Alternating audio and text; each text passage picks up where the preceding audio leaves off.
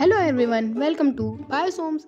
आज हम बात करने वाले हैं मिथ एंड फैक्ट के अगले सीरीज़ के बारे में। जी हाँ, हम अगले लेक्चर के बारे में बात करेंगे, जहाँ हम बात करेंगे नॉर्मल जो हमारे ट्रेडिशनल मिथ हैं उनके पीछे का क्या फैक्ट है और क्यों ये माने जाते हैं। तो चलिए शुरू करते हैं हम आज का लेक्चर। आज का पहला क्वेश्चन है कि दिए से दिया क्यों नहीं जलाना चाहिए। मतलब जो जलता दिया है, एक दिया जल रहा है तो दूसरे दिए को उससे क्यों नहीं जलाना चाहिए। तो यह मिथ है या फैक्ट। अब इसके पीछे तो कई बुजुर्ग कई बात बोलते हैं कि ऐसा नहीं करना चाहिए, इससे ऐसा होगा, पर एक्चुअल में ये फैक्ट है। ऐसा इसलिए नहीं करना चाहिए क्योंकि जो हमारा दिया होता है वो तो या तो हम जो उसमें फ्यूल यूज़ करते हैं वो मेनली तेल और घी होता है, और यदि आपने एक दिए से दूसरे दिए को लगाया या उसे जलाया तो जब आप उसे जलाएंगे तो आपको उसको थोड़ा टिल्ट करना पड़ेगा और हो सकता है कि मूव भी करना पड़े, जिसकी वजह से ये हो सकता है कि जो तेल है वो दूसरे दिए की जो बत्ती है उसकी आग पर गिर जाए और वो लो पकड़ ले, और हो सकता है आपका हाथ भी जल सकता है।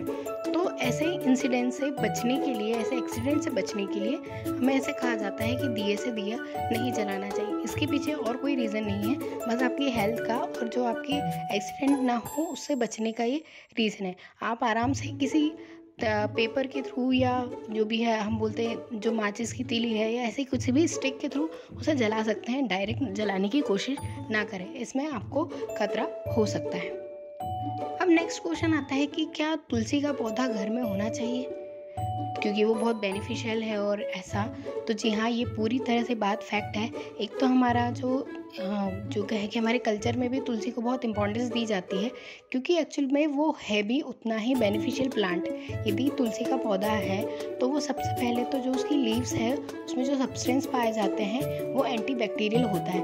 जी हाँ, वो जो आपके कफ एंड कोल्ड में यदि आप उसकी बनी हुई चाय, या वैसे चाय तो नहीं, यदि उसका बना हुआ पानी भी पीते हैं, मतलब उसका बॉईल करके उसकी लीफ का पानी भी पीते हैं तो उसमें एंटीबैक्टीरियल एक्टिविटी होती है। दूसरी, वो एक ऐसा प्लांट है जिसमें जो ऑक्सीजन देने की कैपेसिटी है वो डे और नाइट दोनों टाइम पे चलती है, और उसे मिनिमम जो मिनरल्स है उसकी रिक्वायरमेंट होती है। यानी आप एकदम छोटे से एक पॉट में भी लगा देंगे तो भी वो ग्रो हो जाएगी, उसको बहुत सारे मिनरल्स या हम कहें मैन्योर या खाद इनकी आवश्यकता नहीं होती, और उसे कम पानी में भी वो ग्रो हो जाता है। मतलब ऐसे ज़रूरी नहीं कि बहुत ज़्यादा आपको पानी देना चाहिए।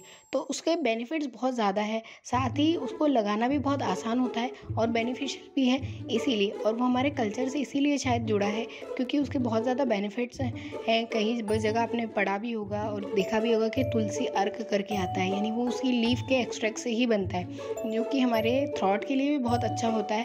साथ ही जो तुलसी का पौधा होता है ना, उसके आसपास मॉस्किटो कम रहते हैं, वो उस पर मच्छर अटैक नहीं करते क्योंकि जो उसकी फ्रेगरेंस जो होती है वो बहुत स्ट्रॉन्ग होती है, जिसकी वजह से मच्छर भी नहीं होते हैं। इसीलिए घर के आंगन में या घर में तुलसी का पौधा होना बहुत ज़रूरी होता है क्योंकि उसके जो प्रॉपर्टीज़ हैं वो बहुत ज़्यादा बेनिफिशियल है।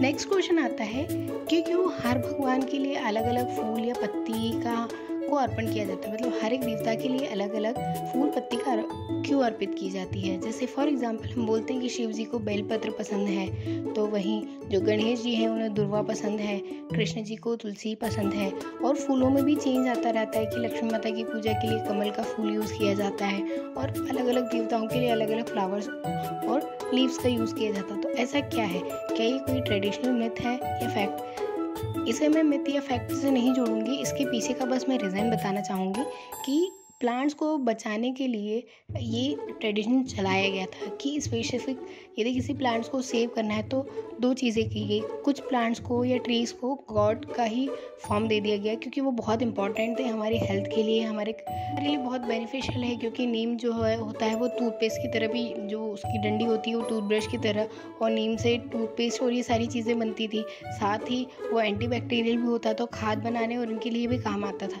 तो बहुत सारे पेड़ पौधों को कि सिर्फ गॉड का मतलब उनको दे दिया गया कि भगवान, इस पेड़ में भगवान बसते हैं, उनकी पूजा की जाने लगी। और जो कुछ वेराइटीज़ फूल पत्तों की थी उनको इसीलिए सेव किया गया कि ये भगवान के बहुत ज़्यादा फेवरेट है, जिसकी वजह से उन्हें सेव करना, जिससे हमारी जो डाइवर्सिटी है प्लांट्स की वो बची रही, और साथ में जितने सारे हमारी वेजिटेशन है, यानी कि जो हमारे ग्रास है, हमारे ट्रीज है, प्लांट्स है, वो सारे सेव रह सके, उनका रिजर्वेशन किया जा सके, इसलिए इनको दिया गया। अब आप इसे मिथ ना माने और इसके पीछे का जो लॉजिक है उसे समझें तो वो कितना इम्पॉर्टेंट है हमारे लिए, उसके लिए ये सारी चीज़ें की गई। आई होप कि ये लेक्चर आपके लिए इंटरेस्टिंग रहा होगा तो प्लीज़ वीडियो को लाइक कीजिए, शेयर कीजिए और चैनल को सब्सक्राइब कीजिए और ऐसे इंटरेस्टिंग वीडियोस के लिए बने रहिए बायोसोम्स के साथ। और यदि आपको कोई क्वेश्चन ऐसा है जो आपके माइंड में है कि ये ट्रेडिशनल मिथ है या फैक्ट है या किसी का रीज़न जानना है तो प्लीज़ कमेंट में मेंशन कीजिए। Thanks for watching.